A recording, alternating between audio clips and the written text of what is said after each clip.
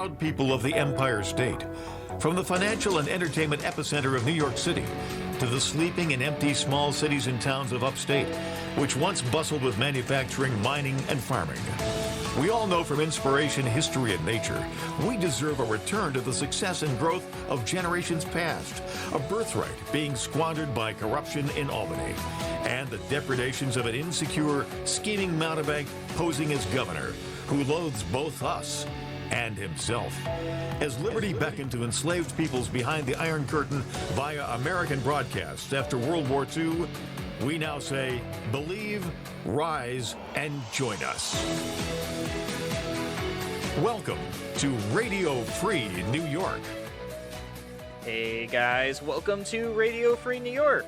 I'm your host, Andrew Hollister, and I've got Bob Savage with me. Hello, one and all.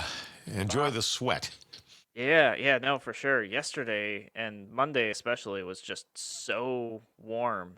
I'm sure we've got some advertisers on the station who can help you guys get AC if you need it, for sure. Yeah, we've got some folks who really know how to do that stuff, and they're all very good. Yeah, absolutely. But you know what I'm really excited about, Bob? Beer. Beer, yeah. Probably a little known fact. I don't drink beer, ironically. Okay. Bourbon, though. Well, I'm just being droll, but... Yeah. No, I'm just so excited. I heard on the news just before we got on the show that King Cuomo himself has passed a royal decree saying that the malls can open up starting Friday. Yeah, kinda. Yeah, kind of. Maybe, sort of, partially, depending on if they buy stuff to filter the air. Well, now it might occur to our listeners who are very smart. They may be thinking, but Andrew and Bob, there isn't filtration of the air in Wegmans or in Home Depot or in Lowe's or in Target. But obviously those stores, Andrew, I'm thinking that Andy Cuomo has researched this, and there's some kind of, I don't know, property that attends groceries, lumber, inexpensive fashions and stuff like that repels coronavirus. And of course, malls don't have that. Well, yeah, it's got to be, I don't know, maybe because we use all the banned plastic to wrap things in the grocery store, and all the liquid and the water droplets, they stay in the food wrapped in the package. But malls have fountains, Bob, so maybe since the water is escaping, I don't know. I'm literally just making this up. I couldn't even come up with a halfway plausible excuse. Well, no, I think that's perfectly plausible. It makes perfect sense if you're a nitwit Democrat in Albany and a power freak and a narcissist. I mean, that makes total sense. And we all know that here's another problem, too. From walking through malls, Andrew, there's no plastic in malls. Yeah, it's true. Walk around. You never see any plastic. There's no plastic. The virus. Yep. That's got to be it. This is so incredibly dumb, and it just, once again, it lays bare the fact that so much of this COVID stuff is political. This is not a public health issue. It's a political issue and a power grab. And by the way, I don't want to jump ahead of you here, but you saw that he's hanging on to his emergency powers, too, with a death grip. I heard rumor of that. I hadn't seen the articles yet, but it does not surprise me whatsoever. Well, you've got some Republican lawmakers out there. You got Bob Ort from Lockport and someone else whose name escapes me right now. And it might be the new Assembly Minority Leader. I think that they, along with some Democrats, interestingly, are calling for Cuomo to relinquish the emergency powers that he bullied the legislature into giving him in February. And I think the quote from Cuomo is, well, I'll give up my powers. My powers will go away when the pandemic goes away, which let me translate that for you. That means never. Yeah, maybe in capital letters when a vaccine comes out, and then 6 months after they make that vaccine mandatory, then maybe he might consider that. But will that be by then? 2026, Yeah, 2028, yeah. you know? How's that vaccine for the common cold coming along? That's a coronavirus too, you know. Yeah, yeah, or the flu. I mean, like all the flus, they make the vaccine. It's only like 30%. You know, yeah. I don't know. Or that could be the thing. I guess is the vaccine will have to have a certain percentage of effectiveness, and it being a virus, it changes, it mutates, so Mutates. it never Yep. achieve it. And by the way, when you're at the Home Depot shopping for pitchforks, you're going to need them because you might want to be thinking about what you're going to do when government tells you that having a vaccine is mandatory. Well, it's not really mandatory. I mean, you got to have a vaccine, but only if you ever want to travel on an airline again, or get on board a train, or vote, or have a driver's license. That's what they're going to pull on us. Yeah, yeah. Well, they did that test run. They did it with the schools and found that by and large, people complied. Some people stood up and said, "No, we'll do homeschool. No, we'll leave the state." But the population at large, they were upset about it. They were angry about it, and then they complied. Yeah, they grumble and they stomp their feet and they write letters and they get together. In some cases, they organize and have meetings, and life goes on in Albany just as if those people had never uttered a word. So it's time for us. I mean, I want to stop short here of, you know, advocating violent overthrow of the government. But, we've got to figure out a way to stop this. The government is completely dependent upon voluntary compliance by the population. And you're seeing one of the major areas of pushback that we're seeing, Andrew, right now is on masks. Yeah, and it's interesting because masks, I want to say it was less than 30 days ago, Cuomo was saying that denying people entry to your business for not wearing a mask was a form of discrimination. And now his executive order, it's changed it completely to say that it's not discrimination and anybody who isn't wearing a mask can be denied entry. So it's kind of interesting that flip-flop there, how that went. I don't know if like an organization like the ACLU or somebody like that will get involved and if they'll file a lawsuit or not. Well, they should. Obviously, they should, and there needs to be organized opposition to a lot of these measures. These are if these were legitimate, they would be passed by the legislature, which is enough of a rubber stamp, in and of itself. But at least it slows the process of this down, and so I think that if government is dependent on getting its agenda done, dependent upon the voluntary compliance by the general population. The general population needs to step up. Yeah, yeah, no, absolutely. I mean, I think of you know, what would elected officials be able to do if the population stood up and said, I will not comply? And I look at things like the SAFE Act, where we have what 94 to 96% non-compliance of the SAFE Act. But the problem is that people, when they stand up for non-compliance with the SAFE Act, they do it secretly, hidden in their homes. They joke about, oh, I don't have firearms. I lost them in a boating accident, or I sold them to Pennsylvania. And they kind of shuffle under the rug the fact that they're non-complying, and so they try to hide it, which is why I think it has been, I don't want to say largely ineffective, but when a SAFE Act case goes to court, those people typically end up in a lot of trouble, if not in jail. But if you had 94% of all gun owners in New York State, which is millions of people, standing at Albany saying, I will not comply, that that would be a huge, huge deal. I mean, that would make nationwide, if not worldwide, media. And the politicians wouldn't really have a choice. And sure, they could send the police, but how many police are there in New York State? Not millions. So the power truly lies in the people, and it doesn't have to be a violent uprising. It can just be civil disobedience and Yeah. saying No. I just say no. And there's a couple of examples of this, of things that you can do. For example, one is masks.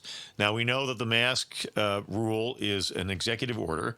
So criminal sanctions cannot be applied for noncompliance. And so if you don't wear a mask, most retail establishments have told their personnel to not confront people who are not wearing masks. You don't make a big issue out of it. The sign is up on the door.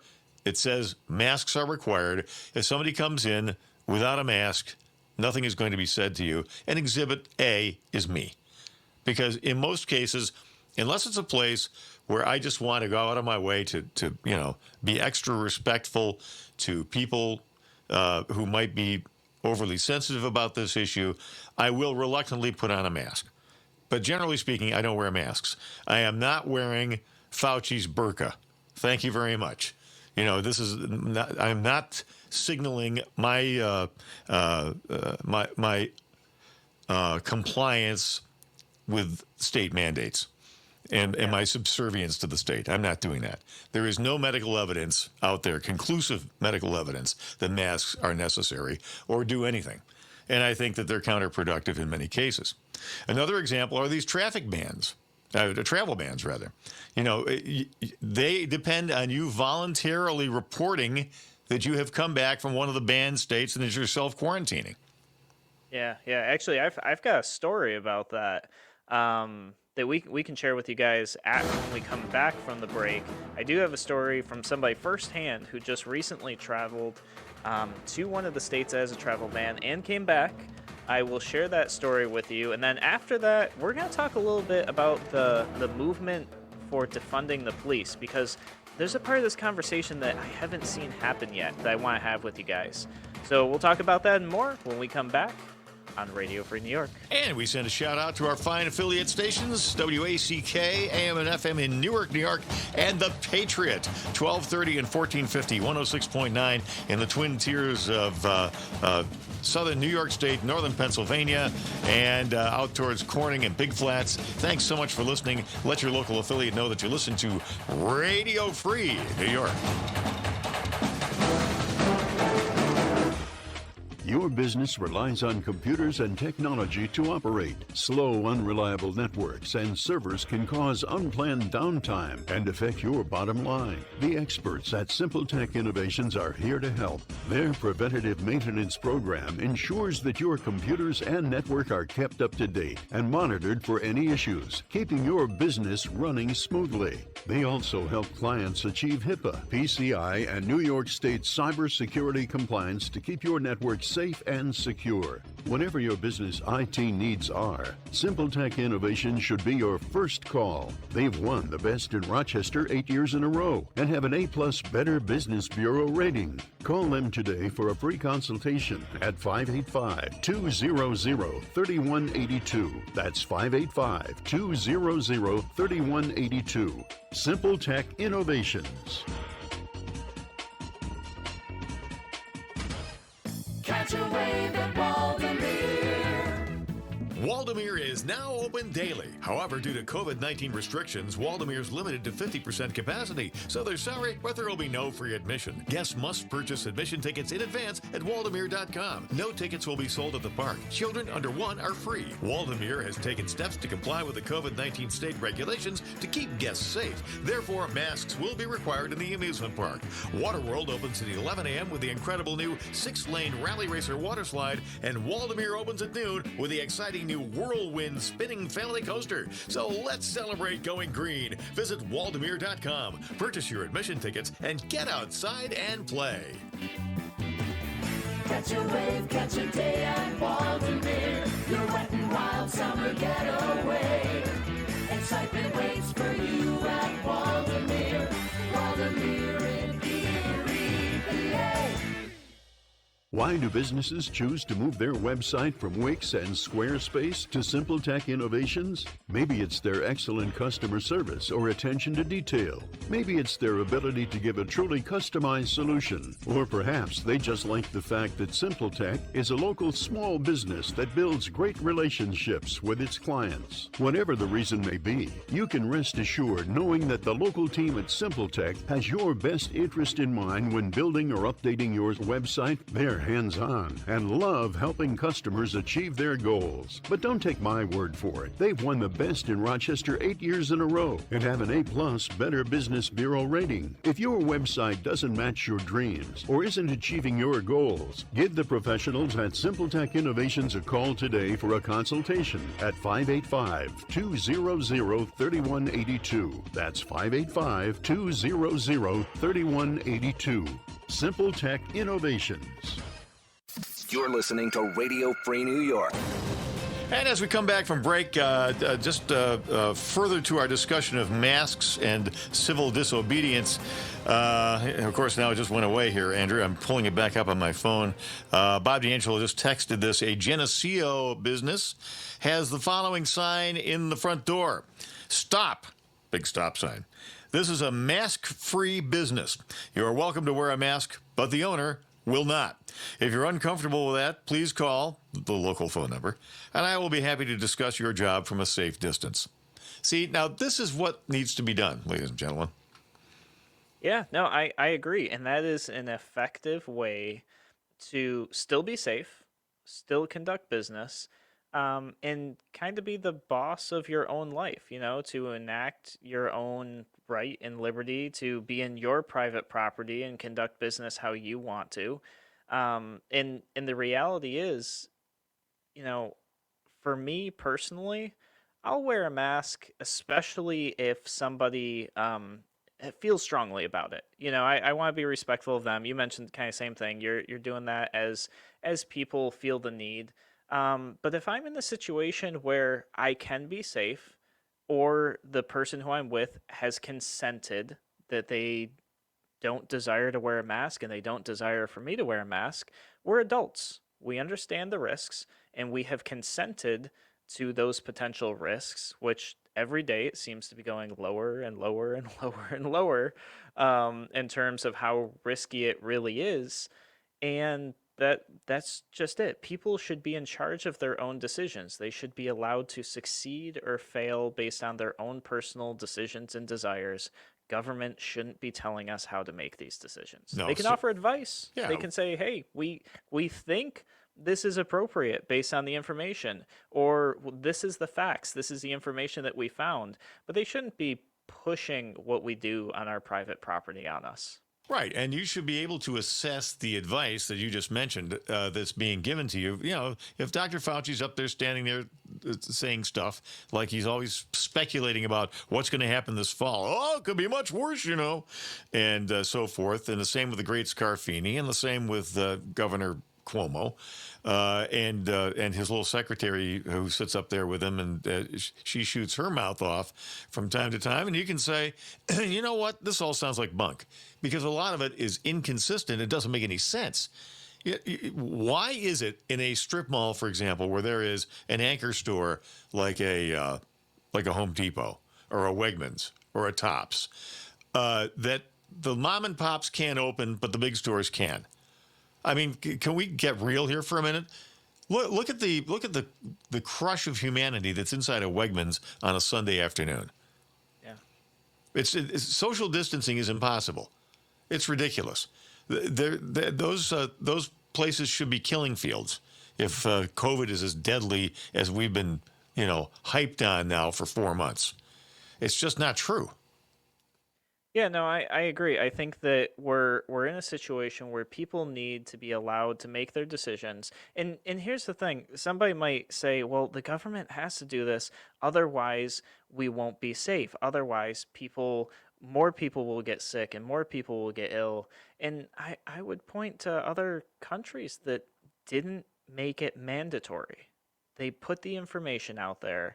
They put these as guidelines recommended to follow. They didn't even shut down schools. And you know what? People voluntarily said, You know what? That sounds kind of risky to me. Maybe I will stay home this week. You know what? Maybe I will wear a mask. Maybe I will social distance when I find it appropriate. And they've had much better success than we have. Now, granted, this could change and the numbers could change. And later we could say, oh, that was a bad idea. But I'll tell you right now, throughout the whole entire thing so far, they've had good numbers. They've had good results, and they didn't have overbearing government telling them what they can and cannot do. And I'll just reiterate one more time.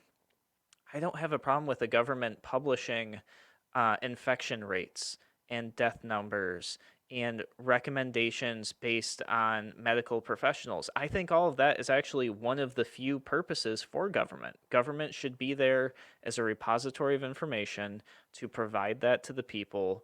That's one of its few uses. But mandating things and requiring things, especially through unchecked executive order, I don't believe is a role for government.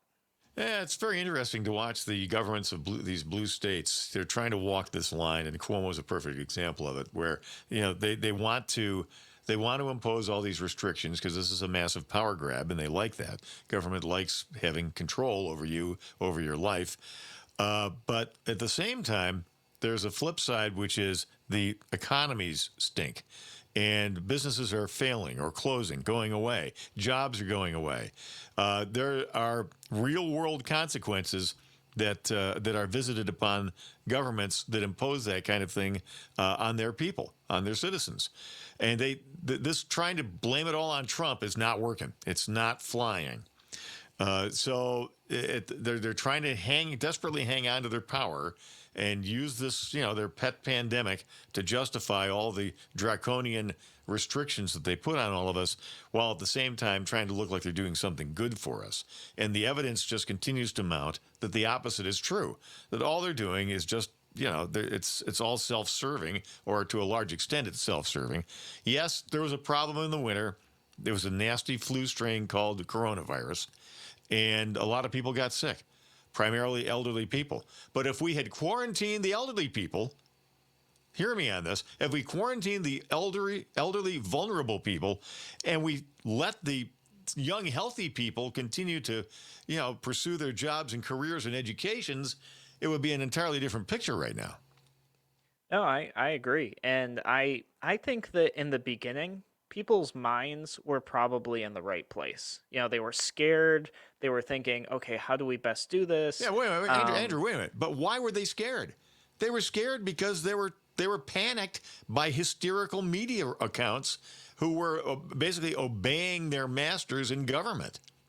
Oh, sure. Yeah, no, absolutely. But I believe that in the beginning, people were like, wow, this could be a serious threat to our health, to society, this and that.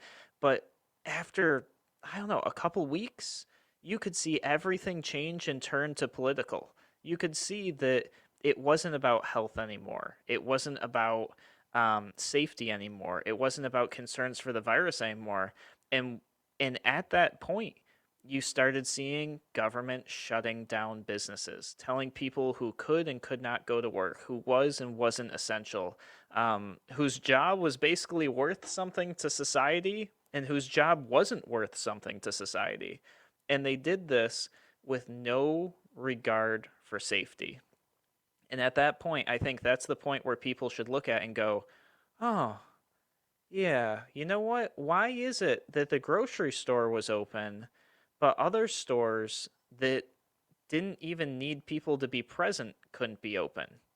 The other stores that could have provided significantly better safety could not be open.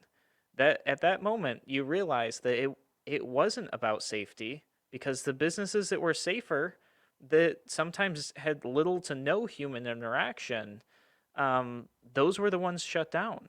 And then the ones where you're in lines and touching the same produce and the same products on the shelves and the same keypads at the checkout counter, those were the ones that were deemed essential, and those were the ones that were allowed to be open. But it was significantly less safe.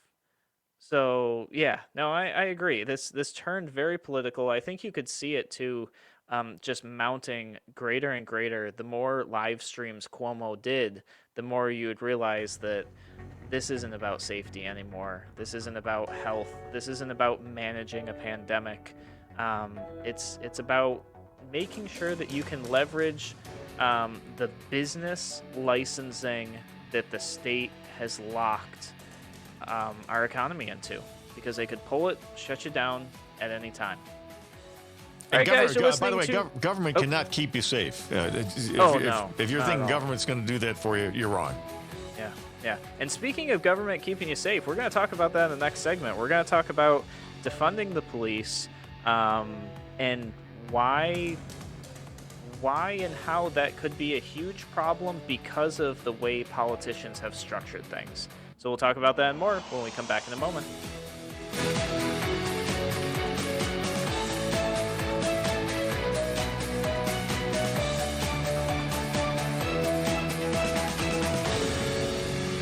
Now, more than twice the power. WYSL. More powerful FM 92.1, FM 95.5 West, and 1040 AM WYSL Avon Rochester.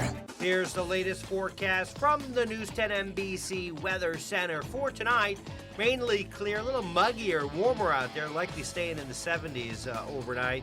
On Thursday, hazy, hot, and very humid. Temperatures into the mid-90s, the heat index over 100 degrees. Friday, same setup temperature-wise, with the possibility of an afternoon thunderstorm and maybe some showers and storms as we head into the weekend. I'm Rich Cornelia, WYSL. Hi, Bob Savage here, hoping you're safe and well and that your business or business plans are persevering during the COVID shutdown. We at the WYSL stations have some good news for business owners and managers. As the virus abates, you want your business name, image, and message to be top of mind for consumers with pent-up demand. That's why we're offering free advertising. Actually, 2 months worth of free advertising. Also, free basic copywriting and creative as well. No hidden charges. We're doing this to help new businesses and businesses which were completely shut down by government order to get established and back on their feet. After those 2 months, once your cash flow and operations are stable, you're off and running, you run an inexpensive paid schedule for a few months, but that's only after your free schedule. WYSL accepts all major credit cards, and we have easy terms for qualified advertisers. Get ready for the great reopen. Get the word out about your business on the powerful, affordable voice of liberty, WYSL, and get your free 2 months of advertising. Call 346-3000 today. On July 1st, 1970, New York legalized abortion on demand, becoming one of the first states in the U.S. to do so. This occurred 2.5 years before the Supreme Court's 1973 abortion ruling Roe v. Wade. The intervening 2 years saw New York devolve into an abortion tourism destination. Women came from all over the nation to get their abortions. According to the vital statistics of New York State, by 1972, 281,000 abortions were performed, and 171,000 of the women were from out of state. The most recent vital statistics from 2017 show the total number of abortions at New York at just under 78,000. If the Supreme Court overturns the 1973 abortion decision, abortion will not end. It will mean a return to abortion tourism in New York. For a full transcript, go to realabortionnews.com. This Real Abortion News update is sponsored by Compass Care. Your business relies on computers and technology to operate. Slow, unreliable networks and servers can cause unplanned downtime and affect your bottom line. The experts at Simple Tech Innovations are here to help. Their preventative maintenance program ensures that your computers and network are kept up to date and monitored for any issues, keeping your business running smoothly. They also help clients achieve HIPAA, PCI, and New York State cybersecurity compliance to keep your network safe and secure. Whatever your business IT needs are, Simple Tech Innovation should be your first call. They've won the Best in Rochester 8 years in a row and have an A+ Better Business Bureau rating. Call them today for a free consultation at 585-200-3182. That's 585-200-3182. Simple Tech Innovations. Grid-independent USB power is here with high-performance Soul Green Energy Mini Sun Chargers. For both emergency prep or outdoor power on the go, Mini Sun Chargers are great to have for all. Declare your independence from wall charging. Make your own power where you want to be instead of where you have to be. For a limited time, save 20% with promo code UNITED. Mini Sun Charger systems make perfect gifts. See the full product line at soulgreenenergy.com and get your limited time 20% savings on your entire purchase with a promo code UNITED. Get your Mini Sun Charger from locally owned Soul Green Energy. Cobblestone Capital Advisors, LLC, offers comprehensive financial management services throughout Western New York and nationwide. Cobblestone's an active supporter of numerous local organizations, including Mary Cariola Children's Center, Wilmot Cancer Center, Holy Childhood, Rochester Child First Network, and Golisano Children's Hospital. Since 1986, Cobblestone Capital Advisors has been building strong foundations for both its clients and its community. Cobblestone Capital Advisors, focused on one goal, yours. Fix It via video, a new service leveraging years of experience and a live expert guiding you through known issues and how-to steps of troubleshooting for faster diagnosis to get you back mowing again. Check out fixitchat.live. Avon Gun and Hunting Supply, a locally owned and operated gun shop specializing in pre-owned firearms and repairs. Get your rifle, shotgun, or pistol serviced and tuned before you take it to the field. Open Tuesday through Saturday. Avon Gun and Hunting Supply, East Main Street, next to the Bank of Castile. You're listening to Radio Free New York. All right, welcome back to Radio Free New York. I'm your host, Andrew Hollister.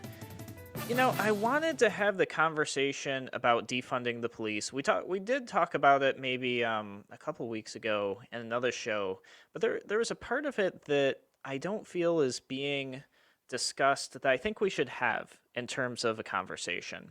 Because I believe, especially when you look at government and you see how large it has become, that if you're talking about reducing police funding and making government smaller, there's merit to that conversation.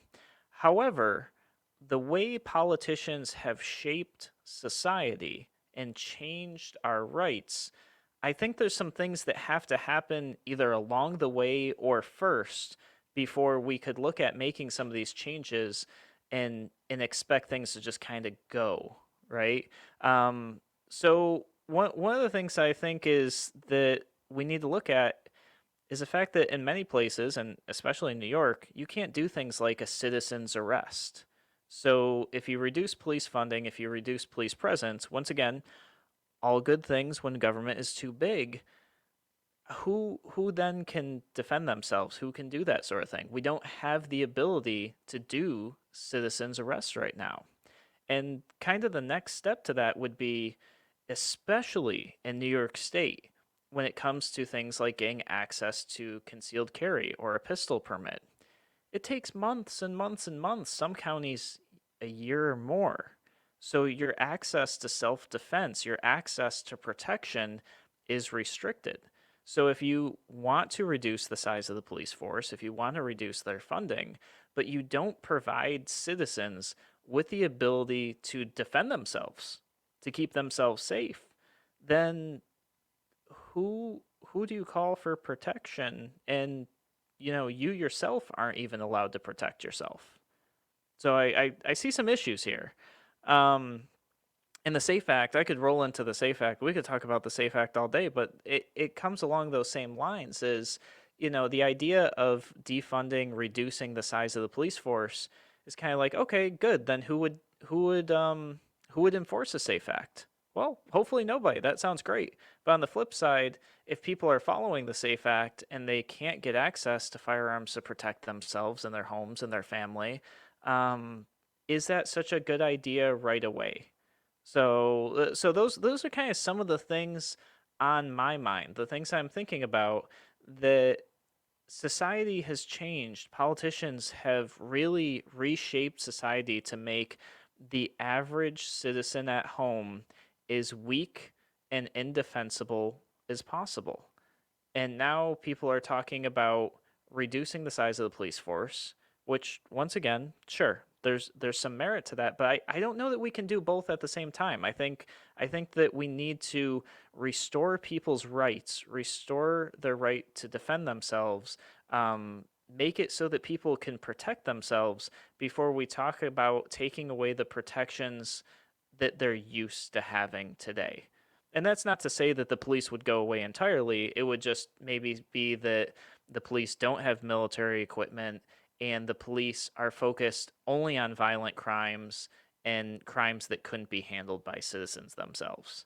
Bob, what are your thoughts? Well, my thoughts are that we have we have a lot of work cut out for us, and that's one aspect of it, and it's a very important aspect of it.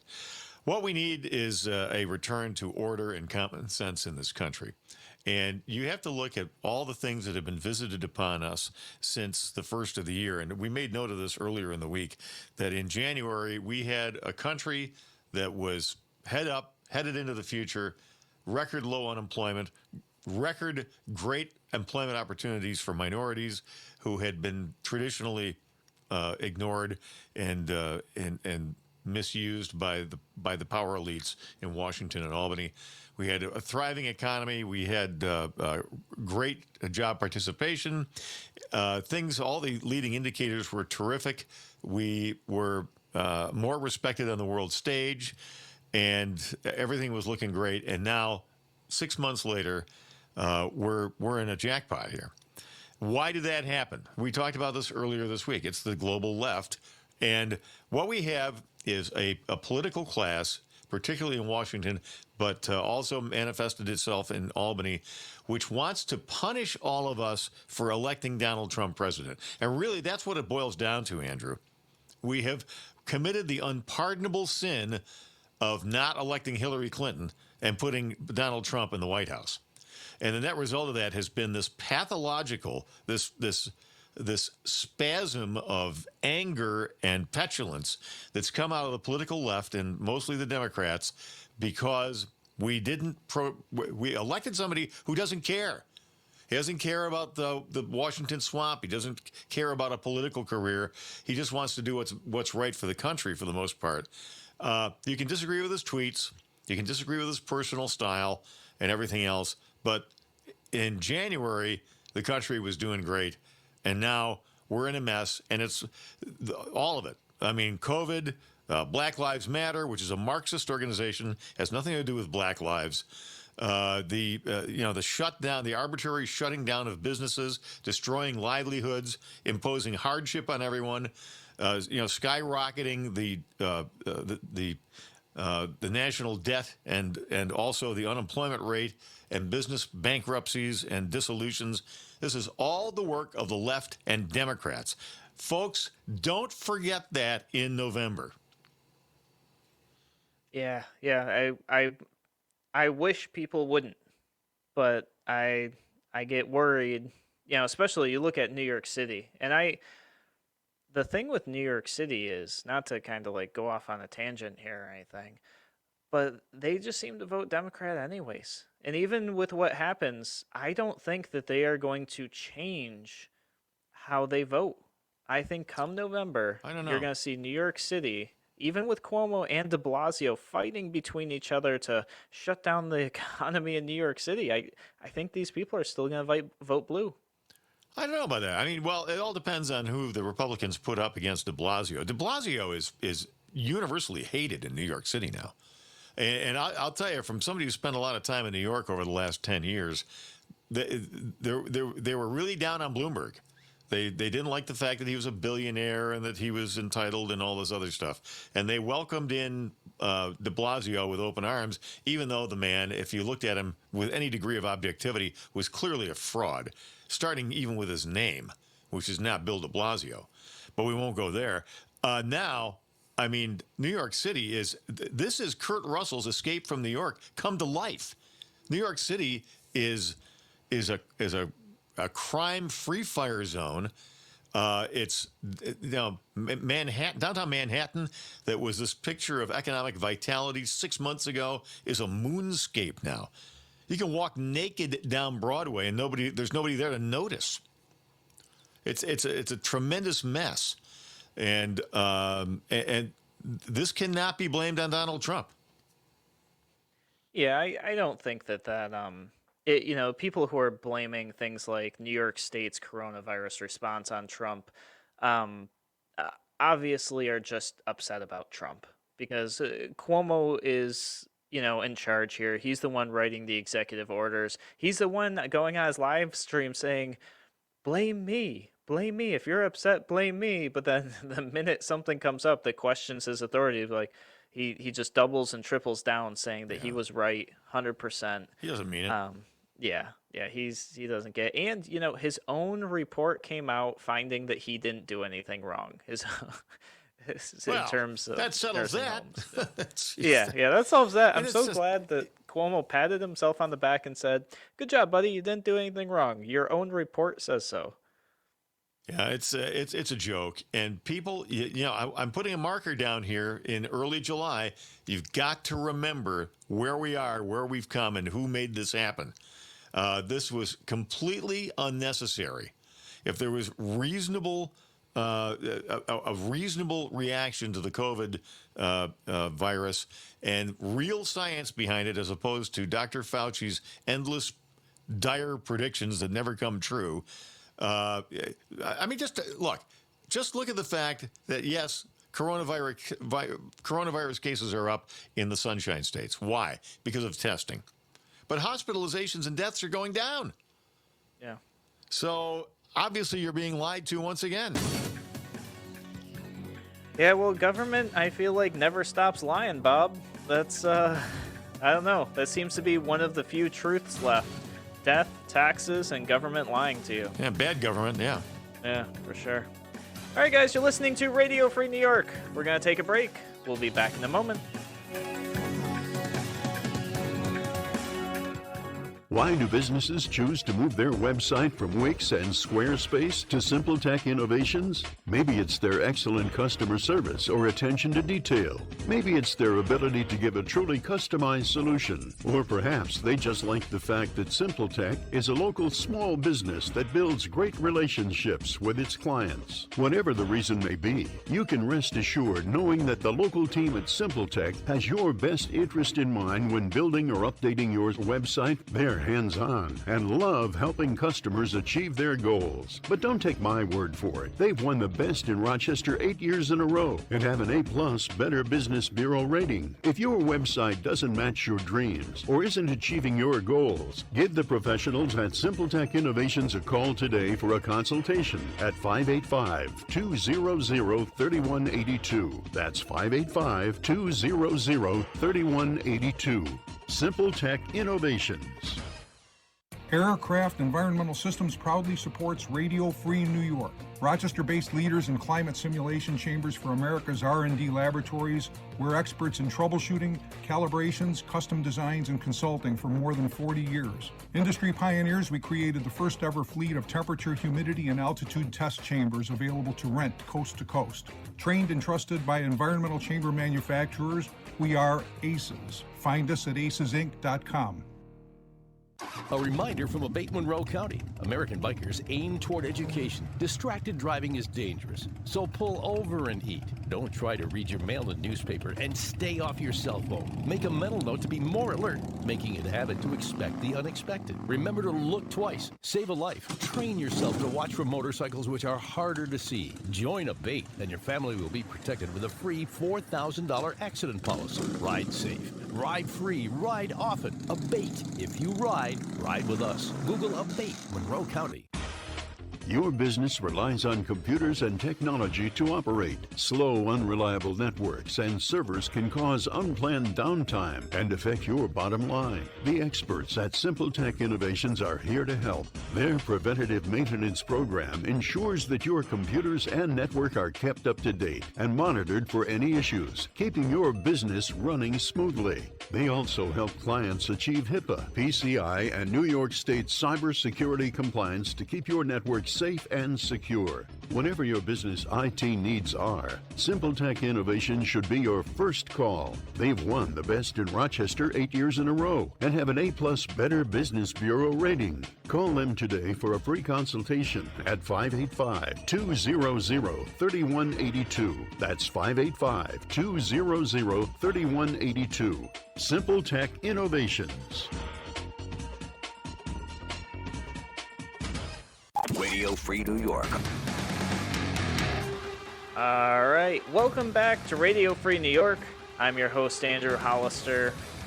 And if you're listening to the show and you're chanting, defund the police, I'm okay with that, but you should also be chanting, empower the people to be their own protectors. Because if you reduce the size of the police force, but you don't empower the people to have their civil liberties back, if you don't empower the people to have access to personal protection, what you're going to have is just criminals getting away with more bad things and citizens not being able to do anything about it. And then you're going to have an overcorrection. And that overcorrection will be that the people demand even more police with a significantly larger budget, and you'll get the exact opposite of what you're asking for. So that's my piece. If you think that we should be defunding the police, you should be fighting to repeal the SAFE Act. You should get the pistol permit laws repealed so that you can just walk to the store and say, I want to feel like I can protect myself, and you use your driver's license for a background check, and you leave there that day with a handgun that you can concealed carry, like you can in many, many other states where pistol permits don't require this lengthy 6 to 10 month background check process. You know, you look at places like Vermont, a driver's license is your pistol permit. You have ID, that's good enough. We're right next to them. That it seems pretty doable to me. So if you want the police force to be smaller, you should increase, personal protection and civil liberties.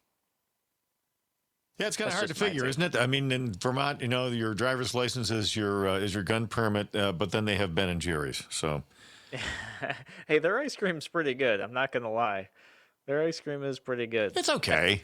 Yeah. They actually have, which is really funny. They have people who have to taste test the ice cream batches to make sure that they're good, and they have mandatory gym requirements for those people to make sure that they don't get overweight and just die because of their job. Interesting. You know what, Andrew? I got to duck out of the studio here for just a moment because we have a major line of thunderstorms coming through here, and I think we just got hit. So I got to go take a look in the transmitter. I'll be right back to you. All right, very good. Well, while Bob is checking on the transmitter and hopefully keeping us, on air. Oh, I see. I've actually got a message here on Facebook from Jamie. He says, "Quick question: what are they doing with voting in November? Mail-in ballots? Question mark. That's actually a really good question. I don't know that Cuomo has put anything in place for that, but if you participate in the primary, which I know some people didn't have a primary at all, so you didn't have the opportunity to, what Board of Elections did is they mailed out absentee ballot applications and allowed people to apply for medical exemption so they could mail in their ballots. And then they had the polls open at the regular time, although the polls were kind of a mess and they were a little bit mismanaged. I did talk about that on the radio show. They didn't even know about the primary that was happening. They were so focused on the presidential that they kind of neglected to focus on some of the local races, which it sounds like Board of Elections was notified. Sounds like they worked on fixing it. I hope they did. We'll find out in November. But yeah, so in terms of what you can do, I'm not sure if they're going to allow the mail-in ballots, but my gut says yes. And if they get even more people voting than normal, then I feel like they would definitely push for that more, because especially where I live anyways, the more people who vote, usually it's more Democrat votes. So it's good for the Democrat Party. It's good for Cuomo. I think he would keep it going. I'm back, by the way. Oh, awesome. Transmitter up and running. We're we're up and running. We're just getting hit a lot right now. It's a big line of when you stick 250 feet of steel in the air, you get hit by lightning. Yeah, so that's happening right now. Yeah. Well, and you've got all that giant copper piping and grounding in the studio there too. So. Well, yeah, we like to make sure that everything is properly grounded here, because those folks who are listening who've never been to our flagship, the mothership here in Rochester, our studios and offices are at the same place where our transmitter is. So the towers are right outside, in the backyard. And on days like this, sometimes it gets a little interesting. There actually was a pop-up tornado warning, but that seems to have gone away now. It's weird. I just saw it on the Channel 10 site. I didn't get the exact location of that, but there's all these big cells that are just kind of like hovering over us right now. All right. Well, hopefully that brings the temperature down a little bit then, instead of having hot, sticky rain. Because I don't mind rain if it's cool rain, and I don't mind hot weather if it's dry. But when I've got sticky, hot, warm rain and humidity, I'm not as big of a fan of that. Yeah, well, we got it all. We've got the whole the whole poo-poo platter here, as they say in the Chinese restaurant. There you go. So one thing I do want to mention though is we talked about some of these laws that have really restricted your ability to have access to your civil liberties, access to protecting yourself. And I just want to throw out there, how have politicians gotten away with stripping these rights away? And one of the biggest things I see is marketing. Elected officials, politicians, when they want to strip away your rights, they use brilliant marketing, like naming the laws after something that sounds appealing, like safety, for example, Safe Act. Or they'll name laws after a victim, especially like a young person or a child, so that you couldn't possibly oppose a law named after a child, because you would just be looked at as like this awful, terrible person, Right. even if that law was bad. Yeah, they come up with like keeping the adorable puppies out of the wood chipper law. Yeah, exactly. Like, who would vote against that? You're voting? You want puppies in wood chippers? Why, you sicko? Yeah. That's the trick that they use. Yeah, and that's exactly right. And then the media would pick that up and eat that up entirely. Representative so and so says that he wants to throw puppies in a wood chipper. Didn't you vote in favor of throwing puppies into wood chippers, Mr. Senator? No, I didn't mean that. I meant the really stupid provisions. Well, yes, but you voted in favor of or against the Puppies and Wood Chippers Act. I guess you hate animals. Yeah, and that's what they do. And I want to encourage people to help other people see through that and to understand what the bills really are. And I think, to be honest, we need to push to make it so elected officials can't do that. Laws should not have catchy names. Laws should not be named after people or victims at all. That's not the purpose of law. It's not at all. It should just be Senate Bill 1002. Nothing special, no special names, no special marketing, just what the bill is, word for word. None of this, oh, well, you voted against the, whatever bill, and it sounds like something cute and cuddly and like you're a terrible person, but in reality, that bill makes government bigger and it makes things unsafer and it raises your taxes. Yes, and also if it costs more than $100, there should be a popular vote on it. Yeah, that would actually be pretty interesting. Any bill that costs more than $100 have a popular vote on it. Yeah, it has to go to the electorate. Do you vote in favor of this dopey idea or not? And it has to be, set forth in honest terms too. It can't be deceptively, sugar coated to be something that it's not. Yeah, no, I'm all for that. And same thing, sunset provision on every single bill passed that expires 1 year after the next election. That way, if it's a bad bill, somebody new gets into office, they can choose not to renew it. Those are great ideas. I like it. And by the way, this this is not exactly what we're talking about, but this is the thing that really rankles me. Our politicians who are out there naming buildings and public works after themselves, like the Sandy Frankel, nature trail in Brighton, New York. It's like, how tacky is that? I mean, you shouldn't have anything named after you until you're dead. Yeah, I think that we shouldn't have politicians named on buildings or bridges at all. I think it should be members of the community who have done notable service of their own will and their own money. So Tom Golisano, great example. He's donated untold amount of money to the hospitals and to all these other things. Great. I'm glad that they named the buildings after him. He deserves it. Well, he paid for them, so... Yeah, he paid for it. But elected officials, they used our money to do the things that they've done. They shouldn't be able to do that. That's wrong. That's terrible. Guys, you're listening to Radio Free New York. I'm Andrew Hollister. Thank you so much for joining us. We'll be back same time, same place tomorrow.